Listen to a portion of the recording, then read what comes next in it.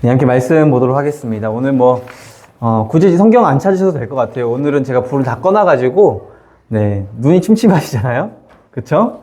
네, 앞에 나오는 한 절 말씀이니까요.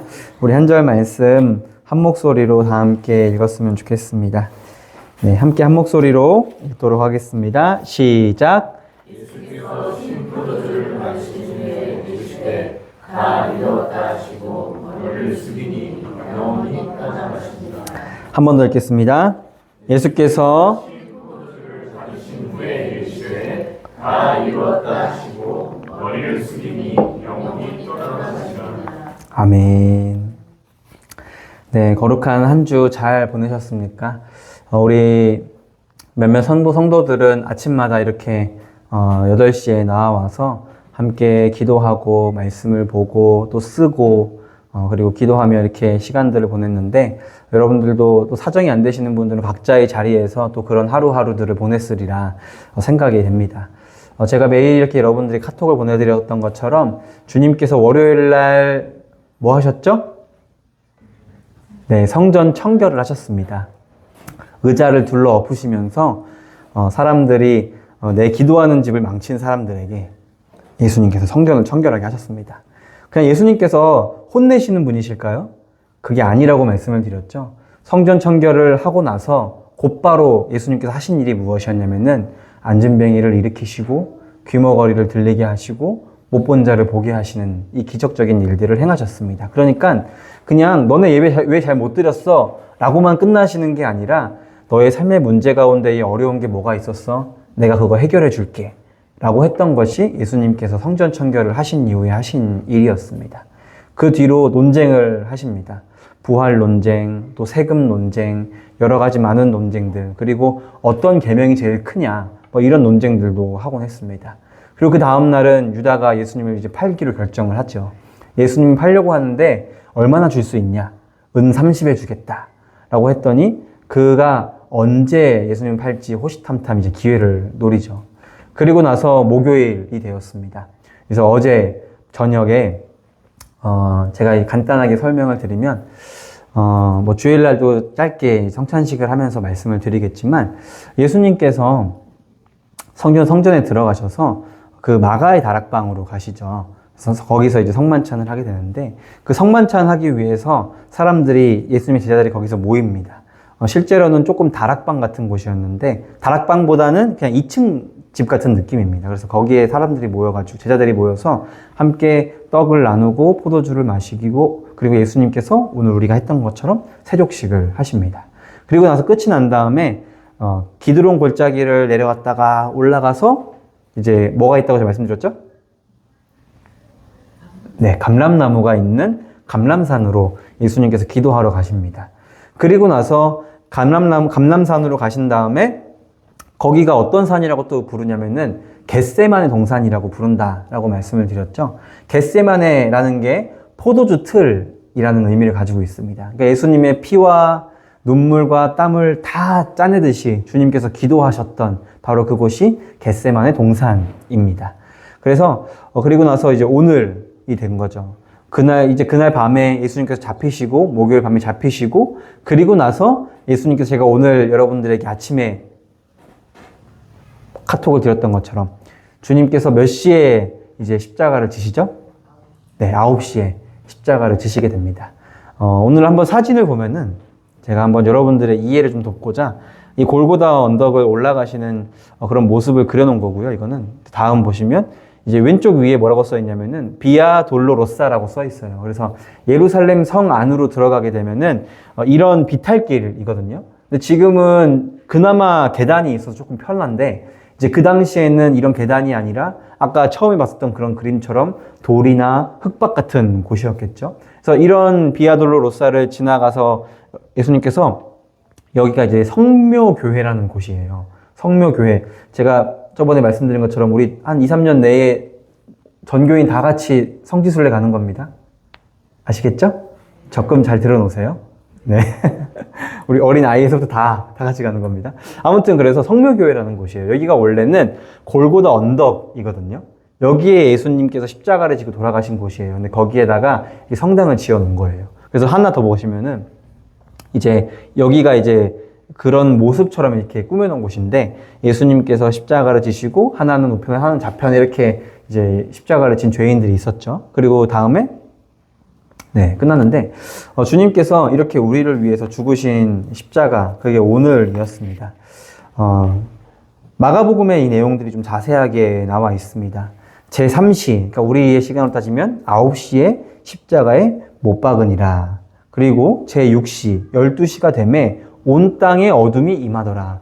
오늘 비가 오는 모습을 보면서 야, 오늘 날씨도 참, 제가 오늘 한 집사님이랑 카톡하면서 오늘 날씨도 참 예수님께서 돌아가신 날을 묵상하기 참 좋은 날이다. 이런 이야기를 나눴는데 제6시, 12시가 되니까는 온 땅에 어둠이 깔리게 됩니다.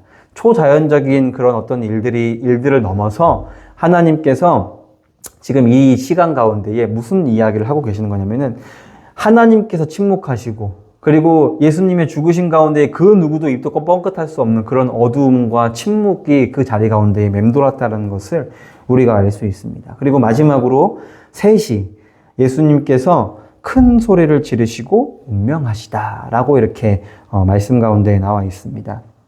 그래서 이 일들 가운데에 12시에 어둠이 쫙 깔릴 때에 또 어떤 일이 동시에 있었냐면은 그 운명하시기 전 이 상황 가운데에 성전을 헐고 내가 4일 만에 다시 지으리라 라고 이렇게 이야기를 합니다. 예수님께서.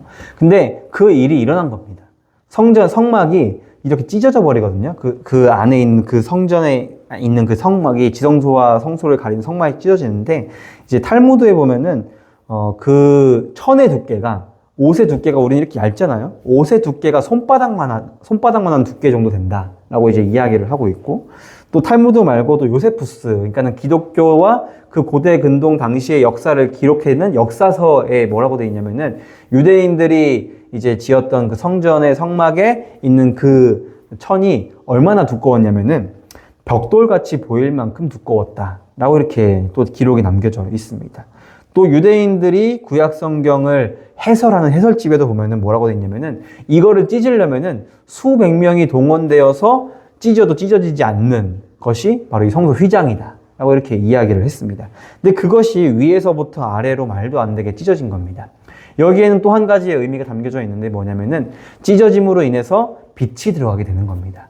이제 성막과 성전 안에서는 보통 어떤 식으로 구조가 되어 있냐면 외부로부터의 빛이 출입하지 못하도록 되어 있습니다. 그래서 제가 오늘도 불을 다 꺼놓은 게 그냥 분위기 잡으려고 꺼놓은 게 아니라 예수님께서 그 성막과 성전을 지으실 때에 그 등잔대, 7 등잔대에 있는 그 불에 의지해서 제사장들도 그 안에서의 어떤 모든 이 제사의 절차들을, 예배의 절차들을 진행을 했습니다. 그래서 저도 최소한의 불만 이렇게 켜놓고 이제 하는 거거든요. 아무튼 그래서 이 휘장이 찢어짐으로 인해서 외부의 빛이 어떻게 될까요? 들어오게 되는 것이죠. 그러니까 우리는 이 땅 가운데에 빛으로 오신 그 예수 그리스도를 다시 한번 그것을 보면서 묵상을 할 수가 있습니다. 어두운 내 삶 가운데에 빛으로 오신 예수님을 묵상할 수 있게 되는 거죠.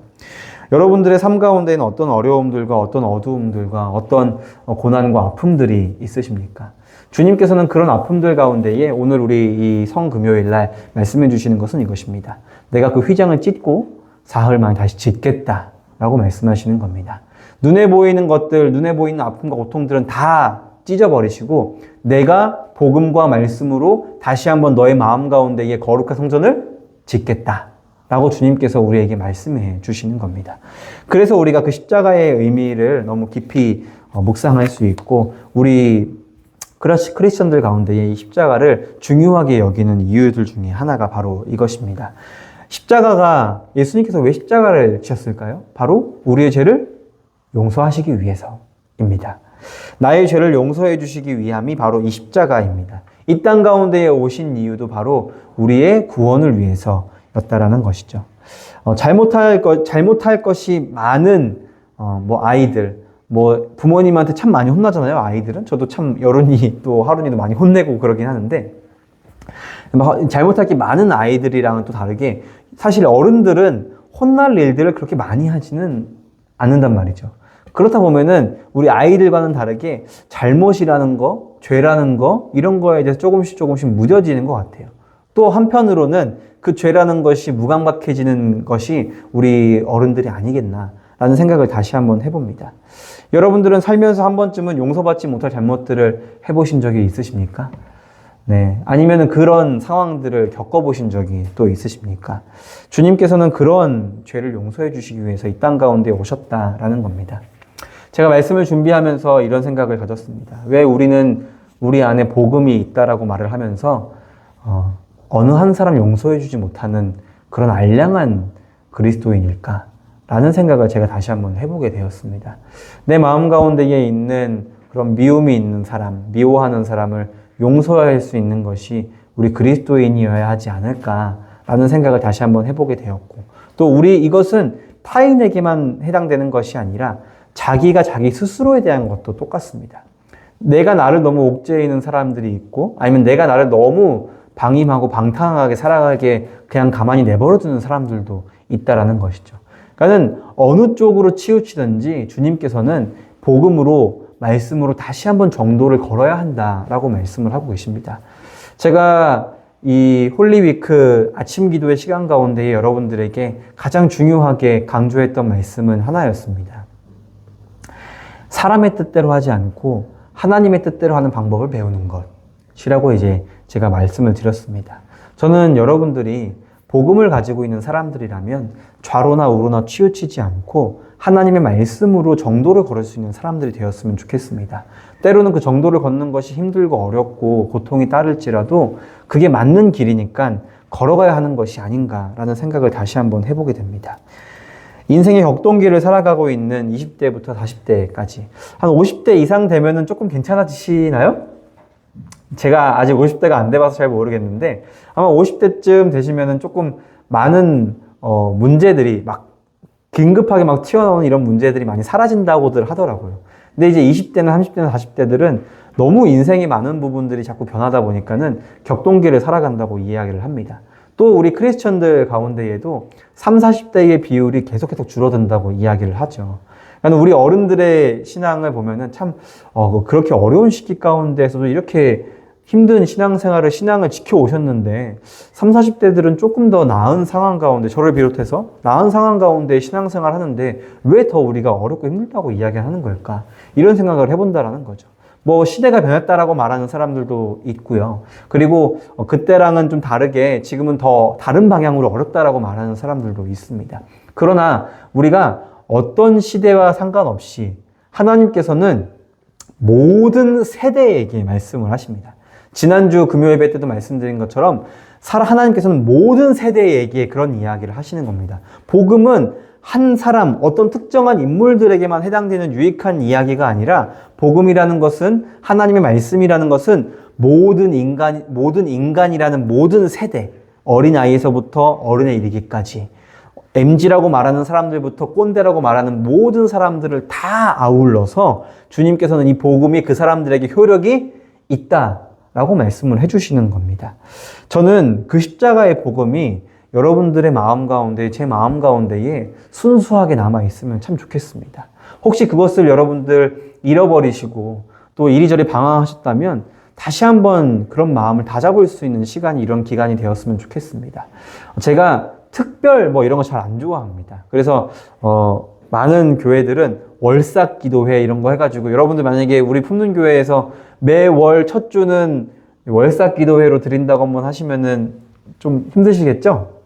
네. 그러니까 그 특별한 날들이 가지고 있는 의미들이 있습니다. 그러니까 저는 적어도 제가 그렇게 어떤 것들을 형식적으로 하지 않는 사람임에도 불구하고 제가 뭔가를 하겠습니다라고 말씀을 드리는 거는 꼭 참여해 주셨으면 좋겠습니다. 한 번 정도는. 그래서 이번 연도는 다 갔으니까요, 이미. 내년에는 이번에 못 오신 분들은 조금 마음을 다시 한번 다잡아서 오셨으면 좋겠습니다. 제가 그래서 아내한테 한번 오라고 했습니다.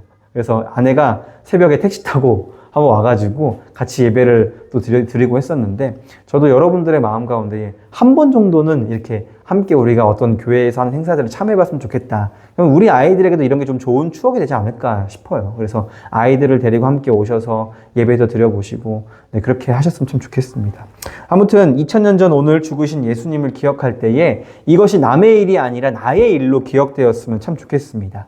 겸손과 희생과 사랑이라는 것이 그 십자가가 담고 있는 의미라면 여러분들이 그 십자가를 품고 그리스도의 마음을 품고 살아갈 수 있는 사람들이 되었으면 좋겠습니다. 주님께서 돌아가셨습니다. 그리고 3일 만에 이제 살아나실 텐데 우리가 오늘, 내일, 그리고 모레까지 부활주일에 이르기까지 여러분들이 그 복음에 대해서, 십자가에 대해서 한 번쯤은 다시 한번 묵상해 보실 수 있는 시간들이 되었으면 좋겠습니다. 1년에 딱 한 번만, 364일은 안 하더라도 하루만 아니면 3일만 여러분들이 복음이 뭐지? 예수님의 십자가가 어떤 의미를 가지고 있지? 내가 죄인인가? 나를 구원하시기 위해 이 땅 가운데 오셨구나 라는 그런 생각들을 한 번 정도는 의도적으로 여러분들이 자발적으로 해보셨으면 좋겠습니다. 그리고 그 은혜가 한 주간 기도했던 것처럼 나의 뜻대로 내 인생을 마음대로 살아가는 인생이 아니라 한 번 정도 주님, 제가 한 번쯤 지금 정말 주님을 위해 한번 살아보겠습니다 라고 결단하고 다짐할 수 있는 그런 시간들이 되었으면 좋겠습니다. 서로를 사랑하고 위로해 주셨으면 좋겠습니다. 어른들도 그렇고 또 좀 잘하시는 분들은 어떤 사람이 뭔가를 잘 못하면은 꾸중하고 뭔가 권면하고 싶고 저도 참 그런 때가 너무 많이 있습니다. 근데 제가 그럴 때마다 입을 닫아야지 라는 생각들을 참 많이 합니다. 하나님께서 저와 여러분들을 보시고 얼마나 많이 잔소리를 하고 싶으시겠어요. 저희가 목회를 하는 거 보면서도 하나님께서 야 그렇게 하는 거 아니야 라고 말씀하실 수 있겠지만 한 번도 그 말씀을 안 하시더라고요. 그리고 제가 멘토처럼 생각하는 그 목사님 한 분 계시는데 그 목사님한테 어떤 문제를 가지고 전화를 할 때마다 그런 이야기를 하세요. 잘하고 있어. 그렇게 하면 돼. 라고 말씀을 하세요. 이거 이렇게 해야 되고 저거 저렇게 해야 되고 말씀을 안 하시더라고요. 아직도 저도 그게 잘 안 되는데 저는 우리 훈문교회가 다 알면서도 눈 감아주고 사랑하고 권면보다는 이해와 사랑과 섬김이 우리 교회 가운데 있으면 참 좋겠습니다. 여러분들 우리 교회 참 좋지 않습니까? 겸손의 문이 저기 있는데 매주 교회에 드나드시면서 한 번쯤 그냥 들어오시지 않더라도 문을 보시면서 그래 겸손하게 살아야지 라고 한번 여러분들이 생각해 보셨으면 참 좋겠습니다. 그리고 그것이 여러분들의 삶을 이겨내게 할 수 있는 능력이 되었으면 좋겠습니다. 세상에 있는 많은 사람들은 자신이 가지고 있는 것들을 가지고 이 능력을 가지고 내가 세상을 살아가야 돼. 내가 가지고 있는 문제들을 이렇게 해결해야 돼. 내가 가지고 있는 것으로 해결해야 돼 라고 말을 하고 있지만 적어도 우리는 십자가로 해결했으면 좋겠습니다. 적어도 우리는 부활이라는 것으로, 믿음이라는 것으로, 복음이라는 것으로 해결하는 것을 사람들에게 보여줘야 아, 그리스도인들은 다르구나 라고 느끼지 않겠습니까? 사랑하는 여러분, 십자가가 여러분들의 그리고 저의 소망이 되었으면 좋겠습니다. 때로는 흔들리고 잘못된 길로 가는 것처럼 느껴질지라도 주님께서 여러분들을 십자가와 그 복음으로 발을 잡아주셨으면 좋겠습니다. 저도 여러분들에게 할 수 있는 것이 많이 없습니다. 제가 저번에 한번 설교할 때 말씀드렸던 것처럼 제가 위로하면 다 좋아지면 좋겠습니다. 제가 위로 한마디만 하면 여러분들의 마음이 다 눈 녹듯이 사라지고 문제가 다 해결되고 제가 기도만 하면 모든 문제들이 다 풀어졌으면 좋겠습니다. 근데 그렇게 안 될 겁니다. 저는 능력이 없거든요. 그래서 우리가 스스로가 그런 실력을 갖출 수 있는 신앙이 되었으면 좋겠습니다. 여러분들 마음 가운데 이 복음을 품으십시오. 여러분들 마음 가운데 십자가를 품으시고 제가 아니라 여러분들 스스로가 하나님과 매일매일 매번 그 문제가 있을 때마다 그 문제를 이 자리 가운데 가지고 나와서 아니면 여러분들의 골방으로 가지고 나아가서 그 모든 문제들을 해결할 수 있는 여러분들이 되었으면 참 좋겠습니다. 그렇게 우리 훈문교회가 세상도 부러워할 수 있는 교회가 되었으면 좋겠습니다. 그냥 교회들 안에서 우리만 잘났다고 발버둥치는 그런 교회가 아니라 세상 사람들이 볼 때 훈문교회라는 거 참 좋아 보인다 라고 느꼈으면 좋겠습니다. 그래서 여러분들 한 사람 한 사람이 그런 바른 그리스도인으로 바른 빛과 소금으로 그 자리에서 그 위치에서 그 역할들을 다 해낼 수 있는 그런 성도들로 잘 자라날 수 있으면 참 좋겠습니다. 함께 기도하겠습니다.